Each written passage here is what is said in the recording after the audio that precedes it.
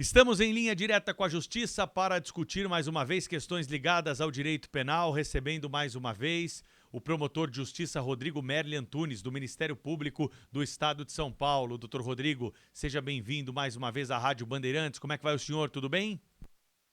Tudo bem, Pedro Campos, muito obrigado pelo convite. Mais uma vez é motivo de grande prazer poder contribuir com a Rádio Bandeirantes, com o Grupo Bandeirantes, falando um pouco mais acerca do cenário jurídico nacional. Nós temos uma decisão para tratar aqui que envolve um caso em que o senhor foi promotor. Eu queria algumas considerações sobre esse julgamento, um caso de homicídio que aconteceu aqui na Grande São Paulo, que foi a julgamento e depois do veredito dado pelos jurados, nós tivemos uma interpretação do juiz diferente daquela que está prevista em lei. O senhor pretende recorrer dessa decisão? Conta pra gente como é que foi o caso, como é que foi o julgamento, a condenação e por que há, nesse momento, um questionamento a ser feito sobre a comparação do que foi decidido com o que nós temos colocado pelo direito penal brasileiro. Pois é, Pedro, infelizmente, mais uma decisão judicial que favorece os criminosos, os assassinos, e não as vítimas e seus familiares. Se eu tiver aqui um tempinho um pouco para contextualizar, porque o caso, inclusive, é bastante interessante. É um caso de 2020, da comarca onde eu atuo, Guarulhos, janeiro de 2020. Um trabalhador, um motorista de ônibus, foi assassinado logo que chegava no término da sua jornada de trabalho. Um motorista de ônibus de uma empresa de Guarulhos, e ele morreu na seguinte situação: no final do seu turno, na sua última viagem, quando chegava no ponto final para encerrar o dia de trabalho, ele foi colhido de surpresa por um indivíduo que o esperava justamente neste local, já que conhecia a sua rotina, e quando a nossa vítima, o senhor Josino, inclusive, o nome dele, para o ônibus no ponto final para descer, já com o ônibus vazio, este réu, esta pessoa se aproxima, já o aguardava de tocaia, e ele ingressa pela porta da frente do ônibus, justamente por onde a vítima iria sair, e lhe desfere pelo menos 3 disparos de arma de fogo. Esta investigação demorou um pouco, a Delegacia de Homicídios de Guarulhos trabalhou muito bem, mas no início nós tínhamos elementos muito escassos, mas sabíamos que essa vítima, por ser motorista de ônibus de uma linha regular, ela se incomodava com aquelas pessoas que desenvolviam a mesma atividade, só que de uma maneira clandestina. Então, vez ou outra, ele se indispunha com motoristas de transporte clandestino. E este réu, depois nós descobrimos, justamente era uma dessas pessoas que trabalhava fazendo esta mesma linha, este mesmo itinerário, só que de modo irregular. E a nossa vítima se insurgia contra isso, denunciava, levava ao conhecimento dos fiscais e fatalmente ele criou ali uma certa animosidade com muitos motoristas. Então a investigação no início tinha até vários suspeitos. Tínhamos uma imagem de uma câmera de segurança das proximidades que mostrava sim a ação delitiva, mas por ser uma câmera um tanto quanto distante não era possível identificar aquele agente. Depois de muita investigação por parte do Dr. Wagner Terrible, que é o titular da Delegacia de Homicídios, nós chegamos a alguns suspeitos, em especial a este senhor, o nome dele é Armando X, e ele foi convidado para prestar declarações na delegacia de polícia e, dentre outras mentiras, disse que não havia se insurgido ou não havia brigado com a nossa vítima. Mas olha que interessante aqui, Pedro Campos, e isso é algo pouco comum, infelizmente, na rotina ainda da Polícia Judiciária. Mas o Dr. Wagner providenciou isso.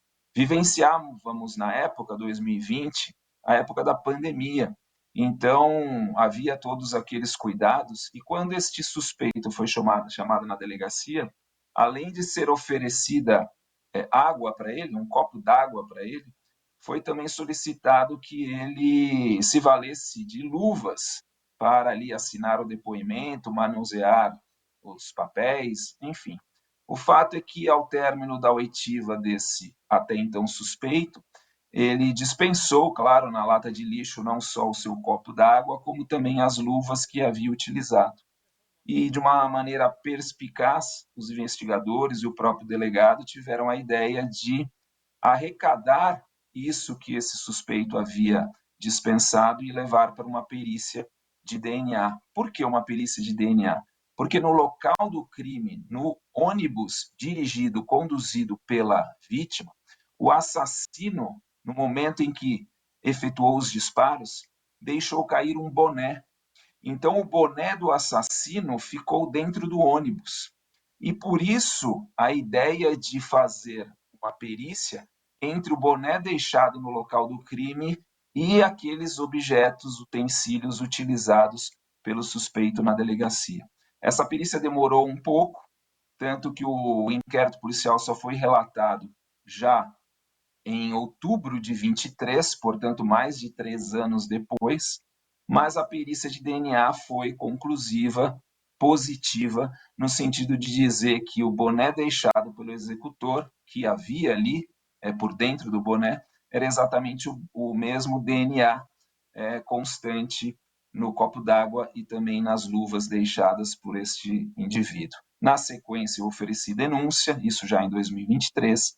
Infelizmente, não tinha ali, vontade não me faltava, mas infelizmente, numa análise técnica que nós devemos fazer, eu não havia elementos para uma prisão preventiva, porque o cidadão, em primeiro lugar, era primário, de bons antecedentes, nunca tinha tido nenhum envolvimento criminal. Segundo, ele não estava atrapalhando a instrução, ameaçando testemunhas, compareceu várias vezes na delegacia quando intimado, não fugiu, continuava residindo no mesmo local, então eu não tinha nenhum dos 3 requisitos para pedir a prisão preventiva do sujeito, junto com a denúncia. Mas eu solicitei cautelares alternativas, ele ficou cumprindo a contento até agora, 2025, quando finalmente foi levado a júri popular.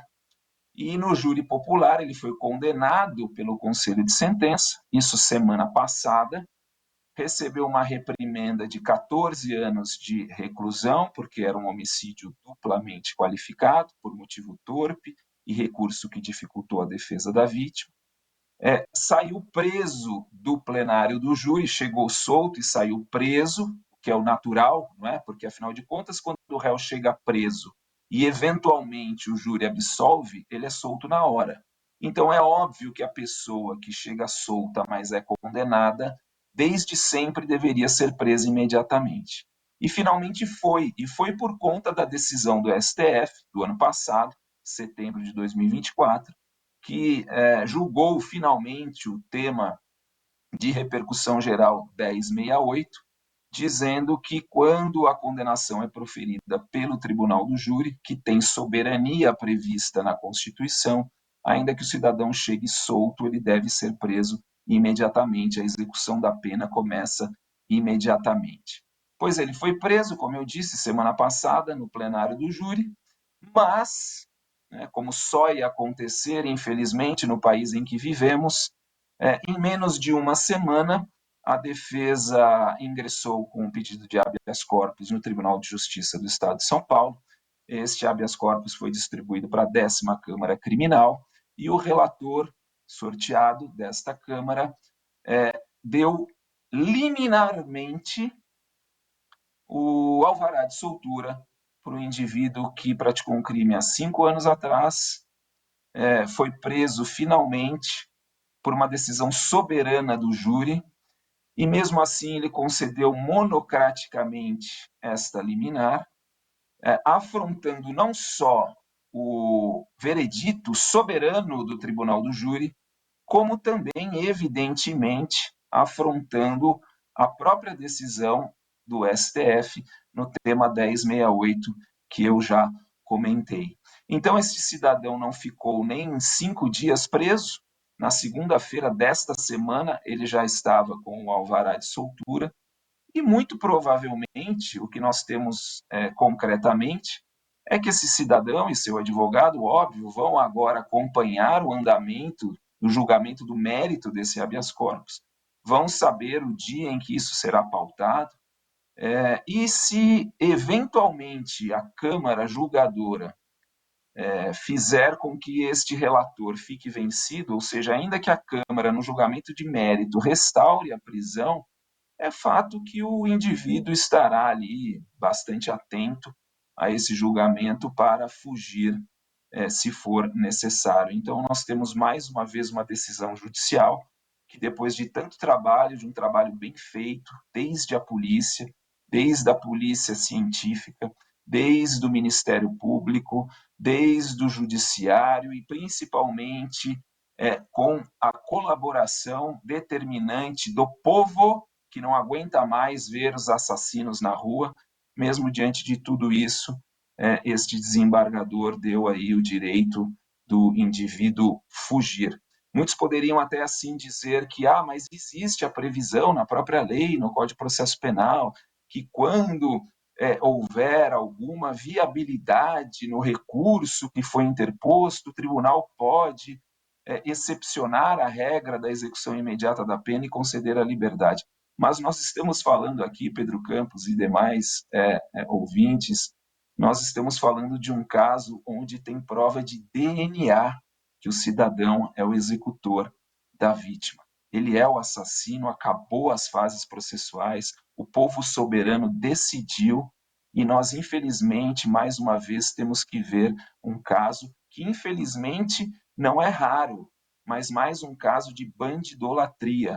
É idolatria do bandido, quando, na verdade, o direito penal não serve para proteger o bandido do suposto Estado opressor. O direito penal serve para proteger vítimas, claro, garantindo os direitos do acusado, mas eminentemente o direito penal serve para garantir a lei e a ordem. E nós temos visto no passado recente várias decisões judiciais. Eu poderia enumerar diversas e já conversamos várias vezes sobre muitos absurdos, Pedro.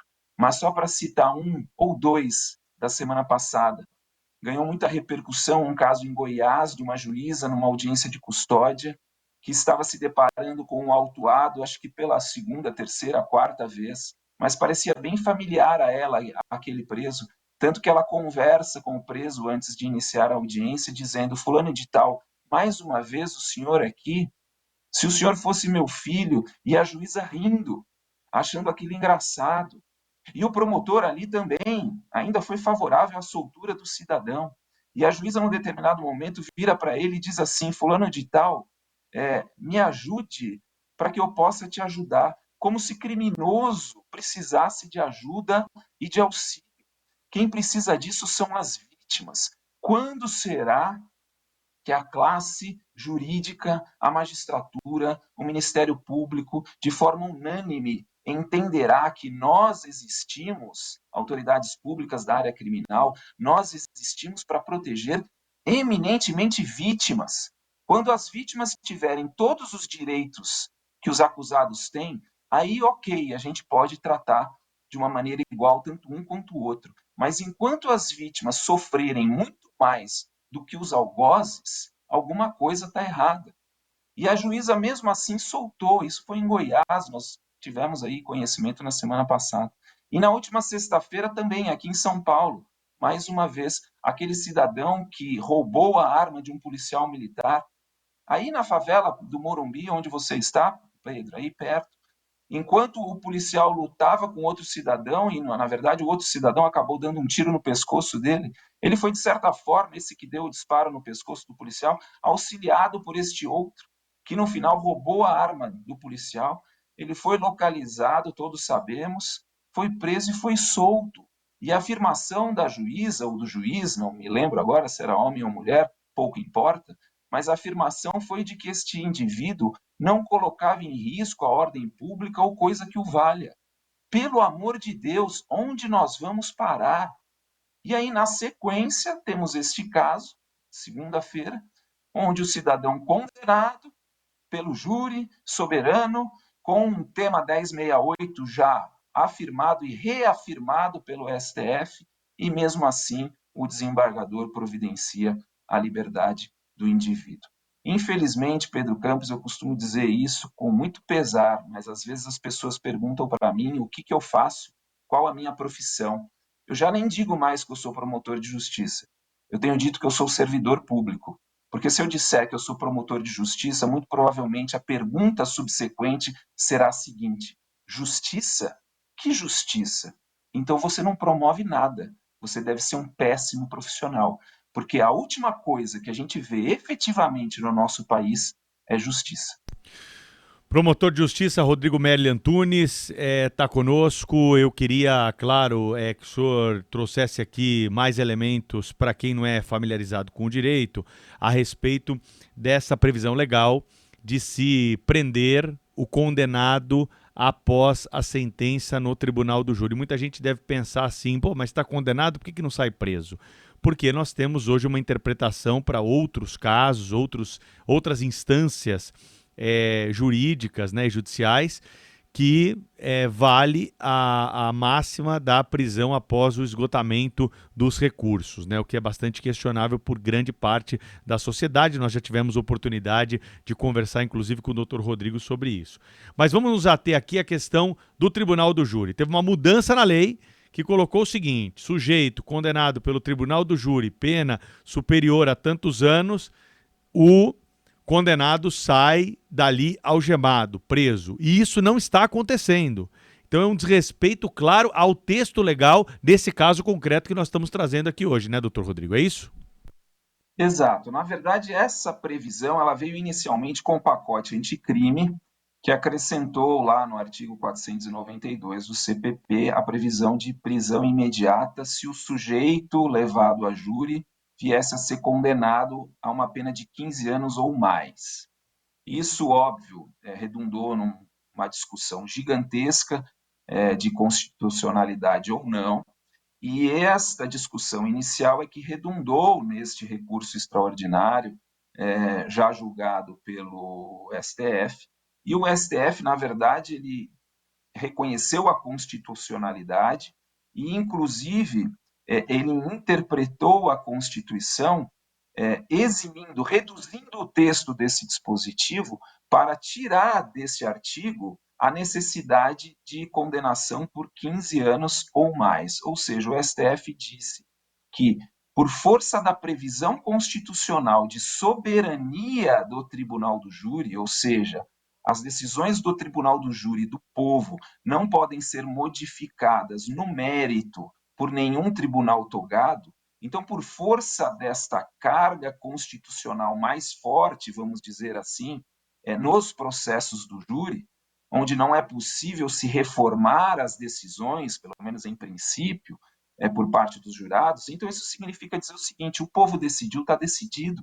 Então não precisa ficar aguardando um recurso, 2, 3, 4 instâncias, porque os recursos não vão ter o poder de reformar o mérito da decisão, caso raríssimas exceções. Então, por força disso, desta soberania, o Supremo interpretou o artigo 492, inserido pelo pacote anticrime, nesse sentido. A previsão é constitucional e, aliás, nem precisa da pena ser igual ou superior a 15 anos. Qualquer pena que venha a ser fixada num julgamento do Tribunal do Júri, onde os jurados julgaram o mérito da acusação, essa decisão é soberana. Não importa se a condenação foi a 15, 16, 20, 10, 9, 8, é soberana de qualquer jeito.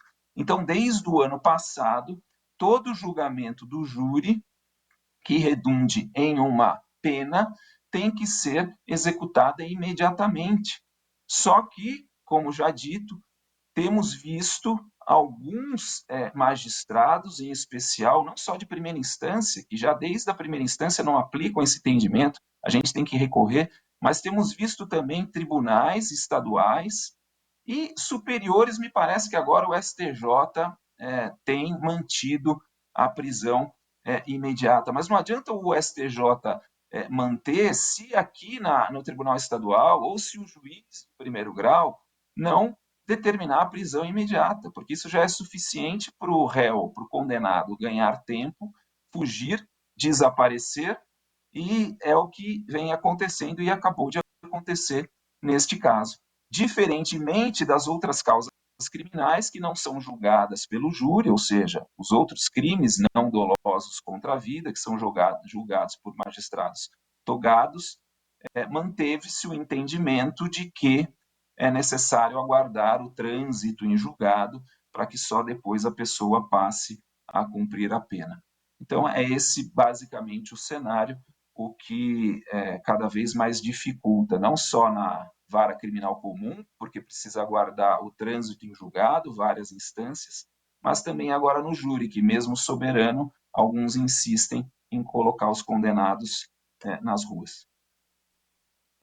Estamos conversando com o Dr. Rodrigo Merli Antunes, que é promotor de justiça, um especialista nas questões do direito criminal. Aproveitando a tua presença aqui, eu gostaria que o senhor trouxesse algumas considerações sobre um dos assuntos importantes da semana, o julgamento do ex-presidente Bolsonaro e também de demais envolvidos pelo Supremo Tribunal Federal. Já tivemos a oportunidade de fazer algumas considerações na época da denúncia, né, na sua participação aqui na Rádio Bandeirantes, e eu assisti a uma celebração muito importante da comunidade jurídica, acadêmica e prática séria a respeito das ponderações que foram feitas pelo ministro Luiz Fux, que acabou vencido nesse julgamento, mas teve aplausos de profissionais da área do direito pelas suas posições firmes e por ter sido ali a única voz do Supremo que levantou algumas questões que já eram debatidas fora dos muros da Suprema Corte.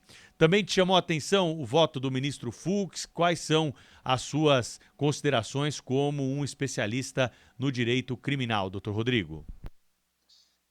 Bom, Pedro, claro que chamou a atenção, todo o julgamento chamou a atenção, mas em especial o voto do ministro Luiz Fux, não só pelo tamanho dele. Eu quero ler o voto inteiro, eu não ainda tive tempo para isso, mas são mais de 400 páginas, beirando 500 páginas, tanto que a leitura do voto aí demorou mais ou menos 12 horas, né? Mas, claro, muito embora estivesse trabalhando e realizando outros plenários do júri, enquanto esse julgamento acontecia, claro que no final do dia, na noite, na madrugada, tentei me inteirar de tudo o que aconteceu e assisti alguns trechos. E me pareceu efetivamente um voto estritamente técnico, e o que as pessoas confundem muito é aquilo: determinado profissional do direito é garantista, determinado profissional do direito é punitivista ou efetivista.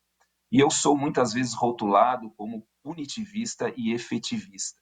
Mas, claro, sou sim, e não tenho nenhuma vergonha disso, mas desde que sejam observadas todas as regras que existem, né? Então, o que a gente vê é muita decisão, às vezes, por base em rótulos, etiquetamentos e, pior, por força de ideologia. Eu sou uma pessoa punitivista, mas é claro que as regras processuais elas precisam estar presentes, porque se não estiverem, evidentemente não dá para ser punitivista quando existe algo errado e equivocado. E me parece que o ministro Fux deu uma aula de direito penal e processo penal neste julgamento, ao contrário de muitas outras narrativas, ou vamos dizer assim, forçadas de barra em muitos aspectos, como eu vi em alguns outros votos, inclusive com apelos emocionais e resgatando no infinito, retroativamente, alguma situação que pudesse dar estofo àquela tese sustentada pelos outros ministros. Eu já abertamente já disse isso de uma forma técnica, eu não quero aqui polemizar, é claro que no direito sempre existem não duas correntes, mas muitas vezes 3, 4, 5, 10. Então, nunca um julgamento jurídico vai ser unânime por parte de todos, ainda mais num país polarizado no qual nós vivemos. Mas eu já tive outras oportunidades de dizer, inclusive, que muito embora tudo isso que a gente viu, muito embora seja manifestamente execrável, né, essa tal trama golpista, óbvio que isso ninguém pode defender uma coisa dessas, mas o fato é aquilo dentro do direito, o que é moralmente repugnante, do que efetivamente é juridicamente condenável. Eu não conheço o processo, aliás, acho que nem os advogados dos réus conhecem ele integralmente, muito menos eu, mas aqui de longe, e dando um palpite, é o que eu disse desde o começo. A impressão que eu tenho é que, tecnicamente, o ministro Fux abordou bastante isso.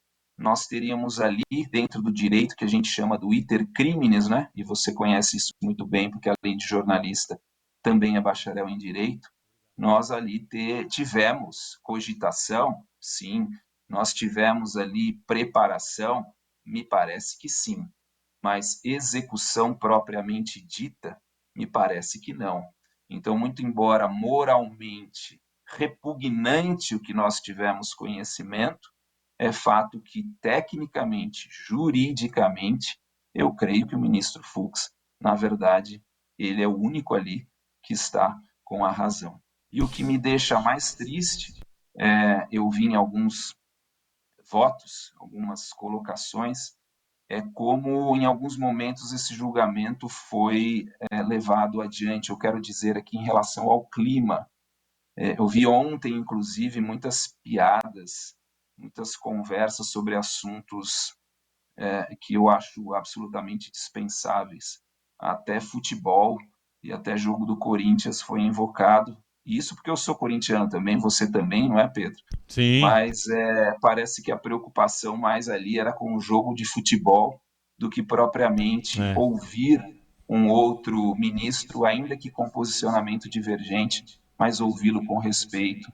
E isso, evidentemente, é muito mais importante do que um mero divertimento. É verdade. Doutor Rodrigo, muito obrigado pela presença mais uma vez aqui conosco na Rádio Bandeirantes. Um grande abraço para o senhor. Sempre importante ter os seus conhecimentos divulgados aqui pela emissora. Estamos de portas abertas sempre para suas sugestões e para sempre tratarmos de assuntos que estão na pauta aí da semana. Um grande abraço, até uma próxima oportunidade. Eu que agradeço, um grande abraço a todos. Linha Direta com a Justiça está disponível em youtube.com/Rádio Bandeirantes Oficial para você visitar quando quiser. Se pegou a conversa pelo meio do caminho, você já sabe, é só seguir para o youtube.com, acessar o canal Rádio Bandeirantes Oficial, lá você encontra todos os capítulos de Linha Direta com a Justiça. Um grande abraço a todos, até o próximo programa.